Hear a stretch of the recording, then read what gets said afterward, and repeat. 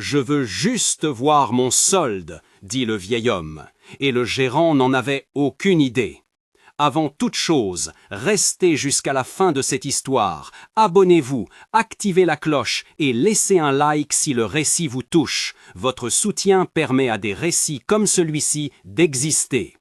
Le sagouin de la banque résonnait d'un cliquetis régulier, de pas, du souffle des climatiseurs. Le marbre propre jusqu'à l'éclat renvoyait des reflets froids sur les visages. Daniel serrait contre sa poitrine un papier jauni qui avait l'odeur du temps et du sel. La signature de sa mère en bas, l'empreinte d'une vie mesurée par facture et soin. Ses doigts tremblaient. Lucas, 6 ans, collé à sa jambe, jouait avec la capuche du sweat, inconscient que l'enjeu dépassait les pièces que leur maison voyait parfois tomber dans une vieille boîte à pain. Il approcha du guichet parce qu'on lui avait dit que c'était là qu'on regardait les nombres qui changent les vies.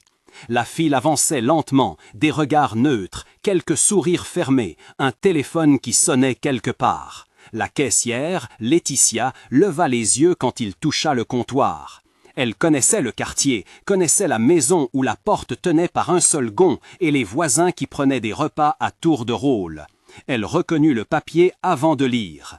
« Bonjour, je suis venu pour le compte de ma mère. » Sa voix était petite mais claire. Il ne dit pas « papa » parce qu'il n'y avait pas de père dans les papiers. Il ne dit pas « propriétaire » parce que les mots administratifs n'avaient jamais habité sa bouche jusque-là. Le directeur apparut, costume net, calvitie prise au rasoir. Eduardo tenait son téléphone comme une armure. Il eut un sourire professionnel qui ne cherchait pas à rassurer. Quand Daniel posa le bulletin sur le comptoir, la lumière frappa le papier. La veine sur sa tempe battit une fois. « Quel est le numéro du compte ?» dit Eduardo sans se pencher. Sa voix avait l'autorité des gens qui gouvernent des chiffres.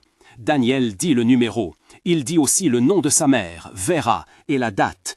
Il n'avait pas la carte, pas la procuration. Il avait le papier, la signature, un extrait que Donna Carmen, la voisine, avait aidé à imprimer sur une imprimante de quartier tard un soir. C'était tout ce qu'il y avait.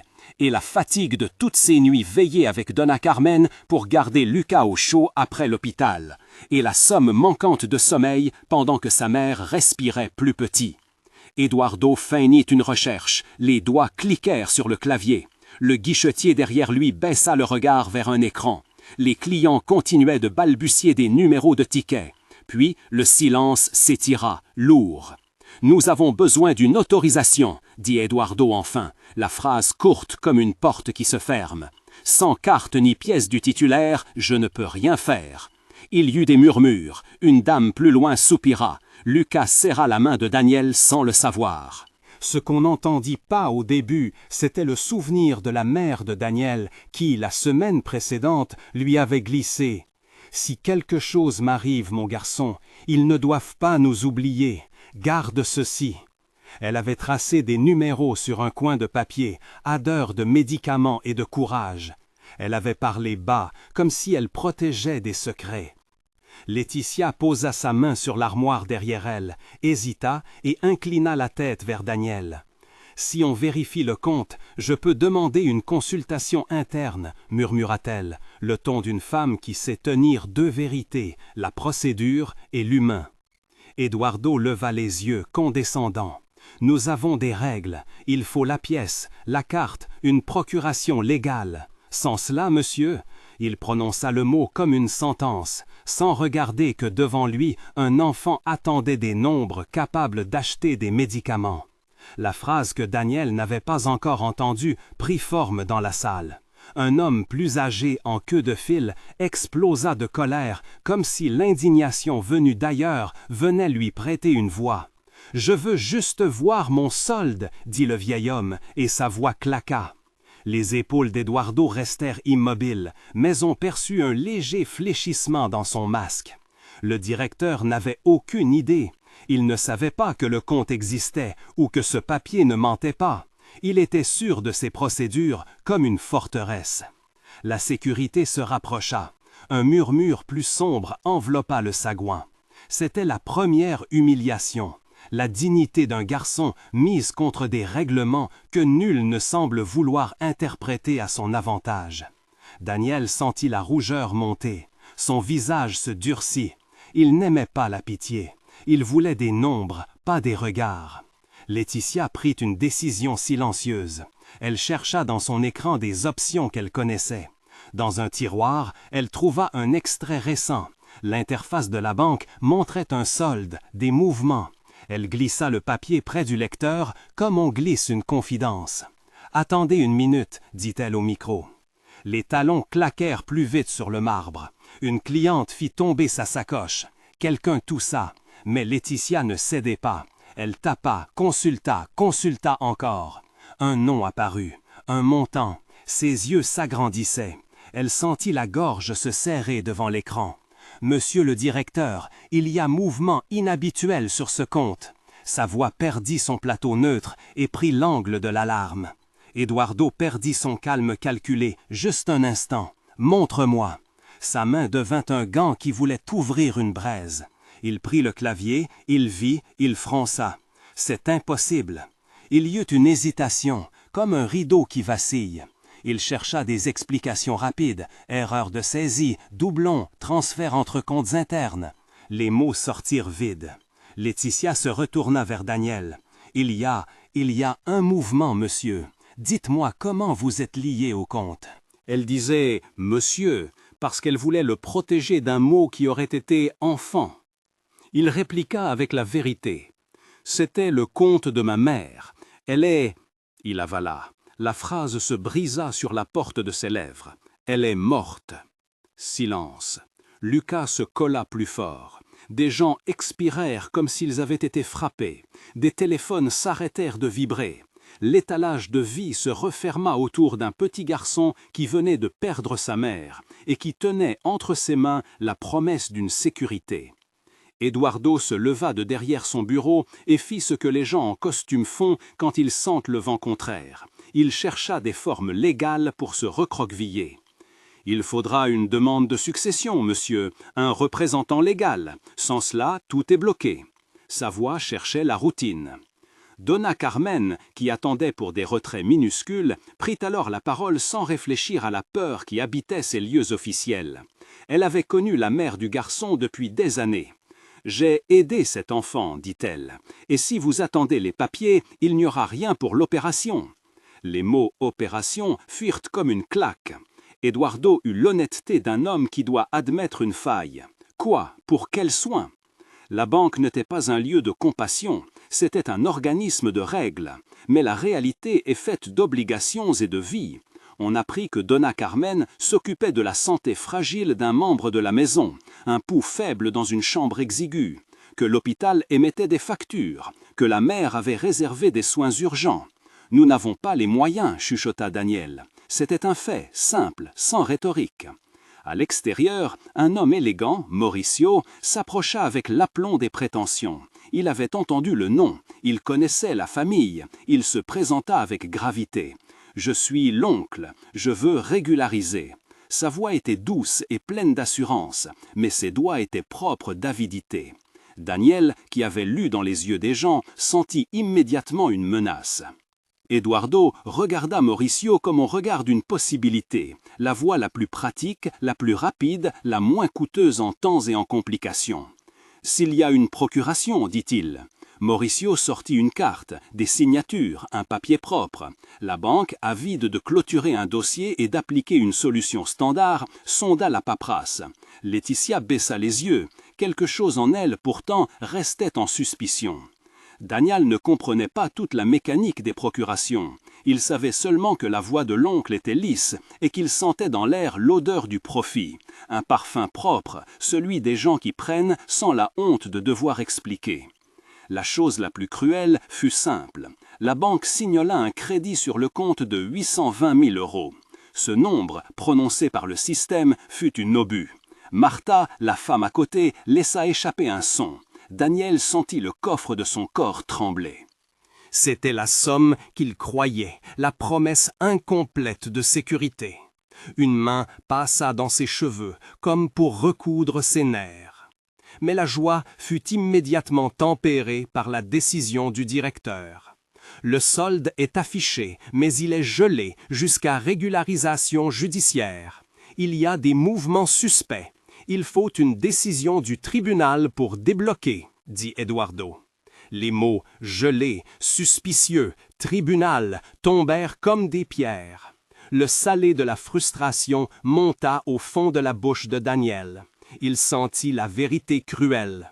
Savoir qu'il y avait de l'argent et ne pas pouvoir l'atteindre, c'était une nouvelle forme de violence.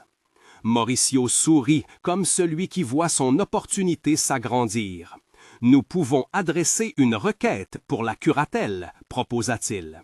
Sa voix se fit bonage, mais certains regards se figèrent. Laetitia regarda le dossier, elle consulta des fichiers. L'interface donna des indices. Transfert partiel vers des comptes d'investissement internes, virement inhabituel qui portait comme une trace légère le nom d'un certain Eduardo ou d'entité rattachée au gérant. Rien n'était encore clair, mais le doute avait germé. Une fille derrière eux, Amanda, employée nouvellement arrivée, qui avait entendu des bribes, posa une question imprudente. Qui a autorisé ces transferts? Eduardo avait un sourire de plus en plus court. Il consulta son téléphone, composa un numéro. Sa main trembla à peine, signe d'un homme pris entre la maîtrise et l'effondrement. Donna Carmen prit la main de Daniel. « Viens, on va à l'hôpital », souffla-t-elle avec la force minuscule des femmes du quartier. Elle regarda Laetitia. « Aide-moi à prouver qui nous sommes. S'il faut témoigner, je témoignerai. » Laetitia hocha la tête. Son visage était durci par une décision qui venait de naître, pas par la banque, mais par l'humain. La banque demanda des documents, des temps d'attente, des coordonnées d'un avocat. Elle ferma un dossier provisoire. Daniel et Donna Carmen sortirent avec Lucas, le papier jauni serré comme une relique. À l'angle de la rue, le bus passa, la poussière monta et le quartier reprit ses petites affaires comme si la vie n'avait pas besoin d'argent pour continuer. Mais Daniel savait maintenant que quelque chose d'immense existait dans l'ombre du marbre, un ombre enfermé, une porte qu'il fallait ouvrir. Cette nuit, il décida qu'il ne laisserait pas l'argent devenir une lettre perdue.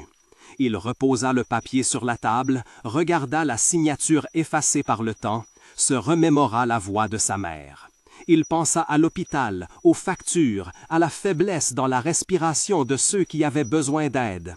Il pensa aussi à Mauricio, au sourire qui n'offre que prétention. Et pour la première fois, il comprit qu'il faudrait plus que la patience de la maison pour obtenir justice. Au petit matin, Donna Carmen frappa chez une voisine qui connaissait un avocat. La porte s'ouvrit. Docteur. Elena ne ressemblait pas aux avocats des films. Elle avait les mains fortes d'une femme qui écrivait des requêtes la nuit et allait au tribunal au lever du jour. Elle écouta, prit le papier jauni et dit « Nous allons regarder ça ». Sa voix ne promettait pas des miracles. Elle parlait en procédure, elle parlait en espoir faisable. Le premier geste concret fut d'ouvrir un dossier, de préparer une requête de mesures conservatoires, de demander un inventaire et une vérification des mouvements. Docteur Elena expliqua à Daniel, avec des mots simples, ce que signifiait une décision provisoire. Un juge pouvait ordonner un gel formel, un contrôle immédiat, la conservation de preuves. C'était lent, c'était incertain, mais c'était une voie. Elle ajouta, d'un ton qui cherchait à ne pas blesser la fragile espérance de l'enfant, « Il faudra des preuves, documents, e-mails, traces et des témoins. » Laetitia, depuis la banque, commença à rassembler ce qu'elle pouvait. Amanda fredonna une liste de transferts qu'elle avait relevés, des dates, des heures. Un informaticien interne, Roberto, accepta de regarder les logs. Il trouva des anomalies de connexion à des heures étranges, des IP qui ne correspondaient pas aux bureaux habituels. Chaque élément était mince, mais mis bout à bout, il formait la toile d'une possibilité. Fraude, détournement, appropriation. Mauricio se fit pressant. Il demandait une audience, il parlait d'urgence familiale. Eduardo, coincé, commençait à perdre ses certitudes. Des messages internes, que Dr Elena obtint par une requête rapide, montrèrent des conversations floues où l'on parlait de « déplacer des fonds pour éviter pénalité ». Les mots ne signifiaient pas encore l'acte, mais une porte s'entr'ouvrait. La première vraie victoire fut simple et violente à la fois. Un juge accorda une ordonnance préliminaire demandant la conservation des mouvements et une vérification externe des comptes liés à Vera. On ne débloquait pas l'argent tout de suite. On mettait en place un frein légal. Pour Daniel, c'était la preuve que la justice pouvait agir si l'on savait frapper à la bonne porte. Pour Donna Carmen, c'était un souffle. Mais la route n'était pas linéaire. Quand le rapport initial revint, il indiqua 820 000 € comme solde disponible. Pourtant, dans d'autres documents plus détaillés, chez les tiers et dans des transferts ultérieurs, apparut une somme plus élevée, 1 170 000. Un chiffre qui, une fois réintégré et après restitution de transferts irréguliers, pourrait changer la donne pour l'opération et pour le futur. Le doute prit la place de la certitude. Où était la différence? Qui avait bénéficié de ce décalage? Et comment la récupérer sans céder aux pressions de Mauricio et sans tomber dans le piège qu'Eduardo semblait tisser? La première vraie victoire fut simple et violente à la fois. Un juge accorda une ordonnance préliminaire demandant la conservation des mouvements et une vérification externe des comptes liés à Vera. On ne débloquait pas l'argent tout de suite. On mettait en place un frein légal. Pour Daniel, c'était la preuve que la justice pouvait agir si l'on savait frapper à la bonne porte. Pour Donna Carmen, c'était un souffle. Mais la route n'était pas linéaire. Quand le rapport initial revint, il indiqua 820 000 € comme solde disponible. Pourtant, dans d'autres documents plus détaillés, chez les tiers et dans des transferts ultérieurs, apparut une somme plus élevée, 1 170 000. Un chiffre qui, une fois réintégré et après restitution de transferts irréguliers, pourrait changer la donne pour l'opération et pour le futur. Le doute prit la place de la certitude. Où était la différence? Qui avait bénéficié de ce décalage? Et comment la récupérer sans céder aux pressions de Mauricio et sans tomber dans le piège qu'Eduardo semblait tisser? Alors que la procédure commençait, Daniel comprit que la bataille serait à la fois publique et intime. Il faudrait des preuves matérielles, la parole d'employés consciencieux, des audits, des témoignages. Mais il faudrait aussi tenir Lucas, rassurer Donna Carmen, trouver un logement temporaire moins précaire. Dr Elena parla d'ordonnances de saisie conservatoire, d'audits externes et d'une plainte pénale si les transferts s'avéraient frauduleux. Elle ajouta qu'il fallait agir vite pour l'opération. Daniel regarda son visage sérieux et sentit une responsabilité comme une armure trop lourde pour un enfant, mais il la prit. La nuit qui suivit, Daniel resta assis sur le rebord de sa fenêtre et regarda les étoiles. Il pensa à la lettre que sa mère lui avait laissée. Des phrases simples, un appel à la dignité. Il serra le papier jauni, sentit la texture qui avait gardé l'empreinte de la mère et se dit qu'il n'était plus seul. Des gens avaient déjà choisi de l'aider et d'autres, dans l'ombre, essayaient de prendre ce qui leur appartenait. Entre ces deux forces, il faudrait marcher. La tension monta.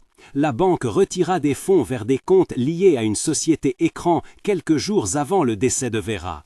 Des emails internes montraient qu'Eduardo avait conseillé un placement qui, sur le papier, était légal, mais qui, selon les premiers indices, avait servi à déplacer de l'argent vers des entités proches du directeur lui-même. Les preuves n'étaient pas encore recoupées, elles criaient seulement une direction. Dr Elena prépara une assignation pour saisir les serveurs, récupérer les logs de transfert et demander l'intervention du ministère public. Elle insista aussi pour que l'hôpital attende une décision quant aux paiements urgents. En parallèle, elle proposa un plan de financement d'urgence auprès d'une fondation locale. Il y avait des freins, des délais, des négociations. Mauricio, sentant le filet se resserrer, tenta une dernière manœuvre. Il se présentait devant des ONG, devant des voisins, parlant avec aplomb de la générosité qu'il voulait montrer, de la prise en charge qu'il offrait. Mais plusieurs voix du quartier, dont celle de Laetitia, commencèrent à s'élever. Amanda donna un témoignage informel à Dr Elena. Roberto livra les logs. Une chaîne humaine, lente et tâtonnante, se formait. La scène finale de ce premier acte se déroula au tribunal, où Dr Elena présenta des éléments assez forts pour obtenir une perquisition comptable. Les visages dans la salle étaient tendus. Eduardo se tenait droit, mais on lisait sur son visage la crainte de ceux qui voient une forteresse s'effondrer. Mauricio cligna des yeux comme un homme qui a perdu ses cartes. Quand le juge frappa le marteau, l'écho fut bref mais précis. Il ordonnait la vérification intégrale des mouvements et provisoirement la conservation des fonds en question, avec possibilité de restitution à l'hôpital si l'urgence le demandait. Ce verdict ne signifiait pas encore la victoire, il signifiait une bataille engagée et des preuves à consolider. Daniel sortit du tribunal avec Donna Carmen et Lucas. Le papier jauni était toujours dans sa poche. Il sentit pour la première fois depuis des semaines une chaleur qui n'était pas peur, la confiance que certaines choses pouvaient être reprises. Mais il savait aussi qu'il restait beaucoup à faire. Des transferts à démonter, des complicités à dévoiler, des gens à convaincre. Et une opération qui approchait. Il leva les yeux vers le ciel gris de la ville et murmura la promesse qu'il n'avait jamais dite à voix haute. Il rendrait la justice à sa mère, non par vengeance, mais par dignité. Un œil sur Lucas, un autre sur le papier. Il savait que la route serait longue et que, pour l'instant, la question restait. L'ordre judiciaire suffirait-il à faire émerger la vérité et surtout l'argent nécessaire pour sauver une vie? L'aube avait la couleur grise d'une ville qui se remet d'une nuit agitée. La rue devant le siège de la Fondation était coupée par des rubans et des voitures officielles. Des journalistes murmuraient derrière des barrières. Quelques voisins se pressaient, excités et inquiets. Daniel sentit son cœur battre plus fort quand il passa le portail, le papier jauni serré dans sa poche comme une petite ancre contre le vertige. Dra Elena dirigeait la perquisition avec la même précision froide qu'elle mettait dans ses plaidoiries. Un technicien de la banque et un expert en informatique, envoyés par la procureure, avaient déjà commencé à isoler les serveurs. Des agents parcouraient les bureaux, ouvrant tiroirs, prenant photos, scannant dossiers. Mauricio restait à l'écart, entouré d'avocats, tentant un sourire qui ne tenait pas sur son visage. « Nous allons sauvegarder tout ce qui peut être reproduit », expliqua l'expert informatique sans lever les yeux. Logs, emails, historique de transfert. Il faut éviter toute altération des données. « Et si les fichiers sont chiffrés ?» demanda Dra Elena, le ton mesuré mais ferme. L'expert haussa les épaules. La plupart des systèmes laissent des traces, mais s'ils ont chiffré intentionnellement, ça demandera du temps et possiblement une clé ou un mot de passe. Daniel observa les bras du technicien qui manipulait des disques durs comme s'il berçait des enfants malades. Chaque geste semblait conter une histoire, des comptes vidés, des virements dissimulés, des promesses détournées. Il se sentait à la fois soulagé, enfin l'appareil d'État en mouvement, et impuissant devant l'ampleur de ce qui devait être prouvé. On trouva rapidement des éléments troublants, courriers internes évoquant des placements, copies d'ordres de virement à destination d'une société écran, contrats aux clauses obscures signés de la main d'un directeur financier nommé Rodrigo, dont le nom revenait dans plusieurs transferts. Roberto, que dans plusieurs transferts. Roberto, que docteur. Philippe hésita, puis, comme si la salle racontait enfin sa vérité, parla d'un nom que Daniel n'attendait plus d'entendre. Eduardo, et parfois Mauricio. Le silence qui suivit fut lourd, comme une chambre close. Mauricio blêmit. Eduardo resta imperturbable, mais ses doigts se crispèrent autour d'une tasse de café froid. « C'est faux », articula-t-il d'une voix calibrée. « J'ignorais tout de ces manœuvres. » « Monsieur, » répliqua Dra Elena sans douceur ostentatoire, « la loi ne se plaît pas dans les « j'ignorais ». Si les signatures et les ordres trouvent leur origine ici, nous établirons la chaîne de responsabilité. » Pendant que la perquisition livrait ses premiers fruits, la nouvelle fit le tour de l'hôpital comme un courant. L'infirmière-chef appela Daniel. Une commande de produits essentiels avait été refusée par le fournisseur, qui disait ne pas avoir reçu le paiement. Un enfant en oncologie avait besoin d'un médicament qui ne serait livré que si la banque autorisait le transfert. La menace concrète qui pesait sur des vies fit frémir tout le monde. Dra Elena, prévoyante, avait déjà anticipé cette urgence. Elle obtint d'une main ferme du juge une ordonnance provisoire. Une somme minimale était libérée immédiatement depuis les comptes conservés pour assurer les traitements vitaux. Ce n'était qu'une goutte par rapport au gouffre, mais c'était une goutte qui sauverait un enfant. Daniel se rendit à la pédiatrie. La chambre était cloîtrée dans une odeur de désinfectant et de coton. Lucas tenait la main d'une petite fille, pâle, aux yeux grands ouverts sur le monde. Daniel posa la main sur l'épaule de Lucas en silence. La reconnaissance qui brilla dans le regard des parents valait toute la bataille en cours. « Merci » murmura la mère. Daniel sentit l'urgence, la fragilité et comprit mieux encore pourquoi il ne pourrait pas fléchir. Le tourbillon judiciaire avala la journée.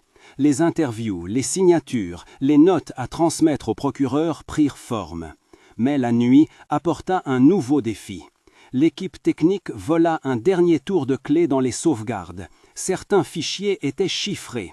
« Ce n'est pas un chiffrage ordinaire », expliqua l'expert. « Ils ont utilisé une clé asymétrique, probablement stockée localement ou sur un support physique.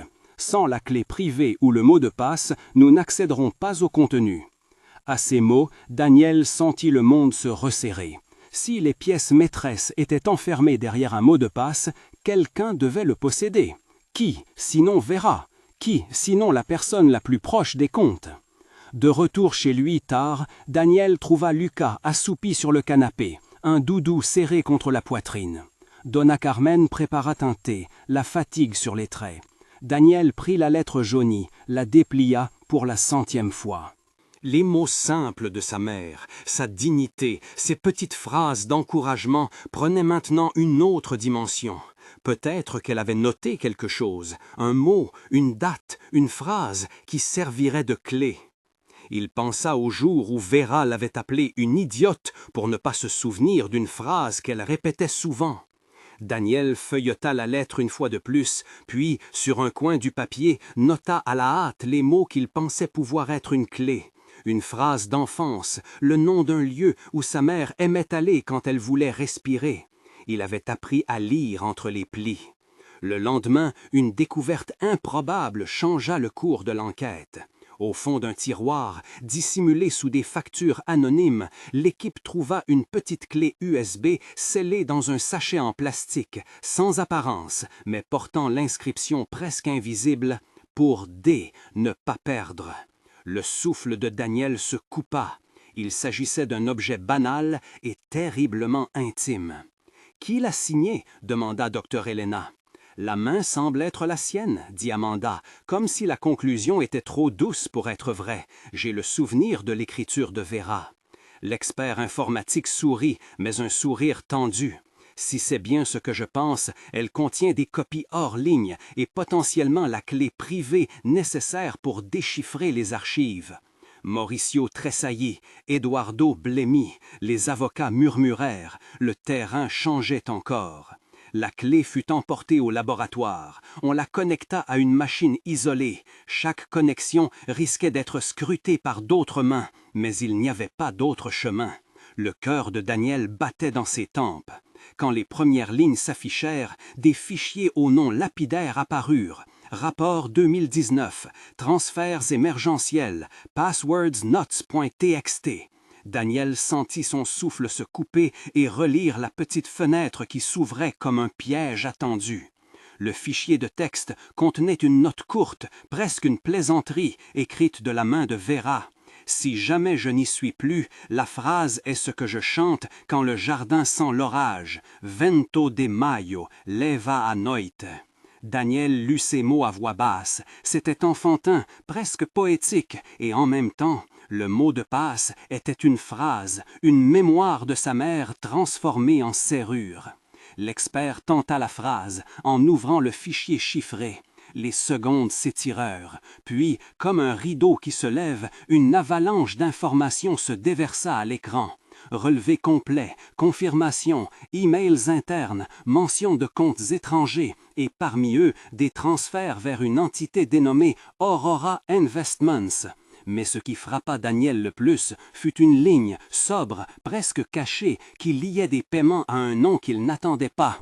conseil municipal de Béthim, un partenaire local cité comme bénéficiaire d'une subvention avec un oubli volontaire d'indiquer le circuit réel. Il comprit alors la portée. Les fonds n'avaient pas seulement été détournés pour enrichir quelques individus, ils avaient été dissimulés, répartis entre des réseaux au maillage complexe, potentiellement pour neutraliser témoins, acheter silence, créer un labyrinthe bureaucratique difficile à démêler. Une stratégie de longue haleine. Dra Helena applaudit à peine, puis se redressa. C'est une preuve capitale. Nous avons besoin de temps pour analyser tout cela. Mais attention, divulguer partiellement ces fichiers sans précaution juridique pourrait permettre à la défense de prétendre à une fuite illégale. Nous devons verrouiller tout cela dans le dossier judiciaire. Mauricio, qui suivait la scène sans pouvoir intervenir, jeta un regard autour de lui comme un animal pris au piège. Eduardo, plus pâle que jamais, souffla quelque chose qui se voulait une justification, la nécessité de lever des fonds pour sécuriser des projets. Mais dans la salle, tout le monde sentit l'avancée inexorable de la procédure. Le lendemain, la presse s'empara de l'image, la découverte de la clé, l'ouverture des fichiers, la possible implication de noms jusque-là respectés. Les réseaux communautaires, les voisins, ceux qui avaient cru au discours philanthropique, murmuraient. Pour certains, c'était une trahison, pour d'autres, une confirmation de soupçons. La voix de Laetitia se fit entendre dans un petit rassemblement devant l'hôpital. Nous sommes fatigués d'attendre que ceux qui prennent de l'argent qui devrait soigner nos enfants répondent. À la maison, Daniel se coucha tard, la tête pleine des courbes des relevés et d'images de comptes vides. Il repensa à la lettre de sa mère et aux petits mots-clés qui, sans qu'elle le sache, avaient ouvert une porte. Il se sentit poussé à aller plus loin. Il ne s'agissait plus seulement de récupérer de l'argent, il s'agissait d'empêcher que d'autres vies ne soient prises en otage. Alors qu'il allait éteindre la lumière, son téléphone vibra. Un message de Roberto. « Il y a encore quelque chose. Ils ont mentionné un nom dans un email intercepté. HS, associé à des paiements il y a 2 ans. Je creuse. » Daniel posa le téléphone, raidi par une intuition.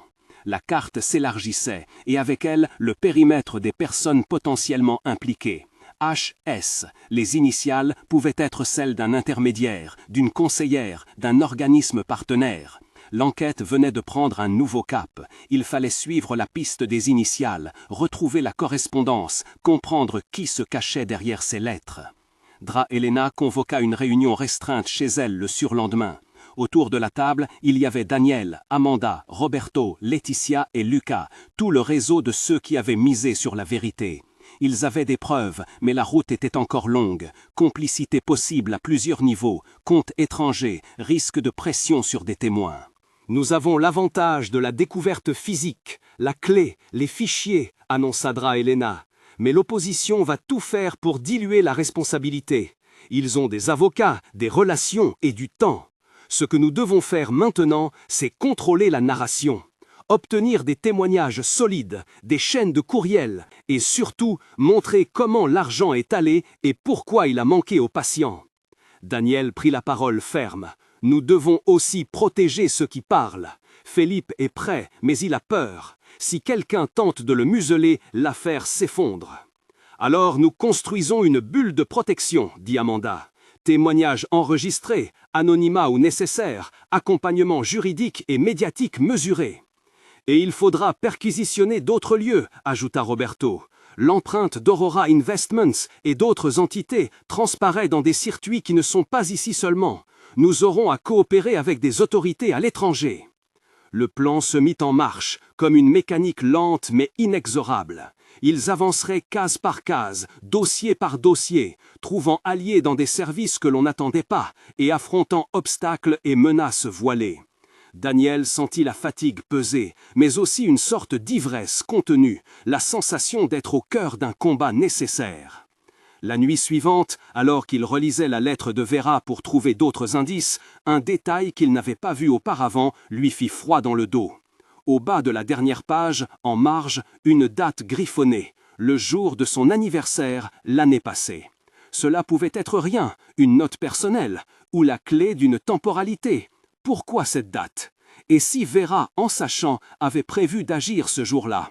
Daniel comprit que l'énigme de la mort et les détours des contes se rejoignaient dans des mouvements qu'il n'avait pas encore saisis. La lettre, la clé, les fichiers, tout semblait avoir été préparé comme si sa mère elle-même avait soupçonné la trame et laissé, à sa manière, des fils à tirer. Au dehors, la ville continuait sa respiration quotidienne, indifférente, et pourtant traversée maintenant par un petit séisme. Les journées à venir promettaient d'être longues, mais Daniel savait une chose plus certaine que la peur, il n'abandonnerait pas. Il leva les yeux vers la fenêtre et murmura encore la promesse faite sous le ciel gris. Il la fit cette fois pour Vera, pour Lucas, pour tous ceux qui dépendaient d'un fil de matière fragile qu'on appelait dignité. Et il attendit le matin, prêt à reprendre la lutte. Le matin se leva pâle et humide. Les vitrages de la voiture de Daniel portaient encore la rosée de la nuit. Et dans l'habitacle, l'odeur du café tiède faisait un contrepoint presque absurde à la tension sourde qui pesait sur ses épaules.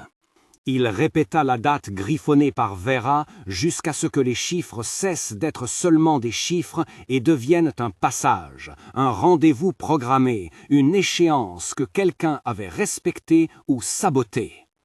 À la clinique, on trouvait l'apparence du calme. Couloir presque vide, affiche sur la prévention, infirmière masquée derrière routine polie. Daniel n'aimait pas demander, mais il le fit. Il s'approcha du comptoir et posa la question qui avait désormais le poids d'une perquisition. Y a-t-il un registre d'entrée pour le cabinet de la docteure Vera Santiago, quelque chose où sont notées les visites privées? La réceptionniste leva les yeux, prudente. La docteure recevait des consultations privées certains après-midi. Nous avons des agendas électroniques, mais pour des raisons de confidentialité, sa voix hésita. Daniel sentit la défensive, le réflexe d'un établissement qui sait qu'une révélation peut le mettre au milieu d'une tempête. Il sortit la lettre de sa poche, montra la date, parla doucement. C'était son dernier mot. Si quelqu'un était venu ce jour-là, je dois savoir qui. Je dois comprendre pourquoi elle a laissé ça. La réceptionniste avala sa salive. « Attendez ici, je vais appeler le docteur de garde. » Elle disparut derrière la porte et quelques minutes plus tard remonta un dossier froissé qu'elle tendit à Daniel avec des gants. Les entrées manquaient, certaines lignes effacées, des annotations coupées au ruban adhésif. Mais dans un coin, presque comme si l'on avait oublié de cacher quelque chose, une feuille collée portait une note à moitié arrachée. Horizon S, conf, 14 heures. Horizon S, ces deux mots allumèrent une lampe d'alarme dans la tête de Daniel. Il sentit la même poussée qu'avec les initiales HS, maintenant elles avaient un visage collectif, une marque commerciale. Horizon Service. Il appela Roberto, qui arriva en courant quelques instants plus tard, les yeux déjà brillants d'une certitude. « J'avais un fil, dit-il sans préambule. Hier soir, en retravaillant les en-têtes d'emails interceptés, j'ai isolé un serveur relais. L'adresse d'expédition pointe vers une entité enregistrée à Panama, Horizon Service. Les paiements vers Aurora et d'autres comptes passent par eux comme par une chambre à air. HS n'était pas une personne, c'était un canal. » Amanda, qui venait d'entrer avec des cafés, posa sa tasse et regarda la feuille. Donc, la lettre de Vera, elle a rencontré ou cherchait Horizon S le jour de son anniversaire. Elle a peut-être voulu confronter le canal par lequel l'argent disparaissait. À la clinique, on trouvait l'apparence du calme. Couloir presque vide, affiche sur la prévention, infirmière masquée derrière routine polie. Daniel n'aimait pas demander, mais il le fit. Il s'approcha du comptoir et posa la question qui avait désormais le poids d'une perquisition. Y a-t-il un registre d'entrée pour le cabinet de la docteure Vera Santiago, quelque chose où sont notées les visites privées? La réceptionniste leva les yeux, prudente. La docteure recevait des consultations privées certains après-midi. Nous avons des agendas électroniques, mais pour des raisons de confidentialité, sa voix hésita. Daniel sentit la défensive, le réflexe d'un établissement qui sait qu'une révélation peut le mettre au milieu d'une tempête. Il sortit la lettre de sa poche, montra la date, parla doucement. C'était son dernier mot. Si quelqu'un était venu ce jour-là, je dois savoir qui. Je dois comprendre pourquoi elle a laissé ça.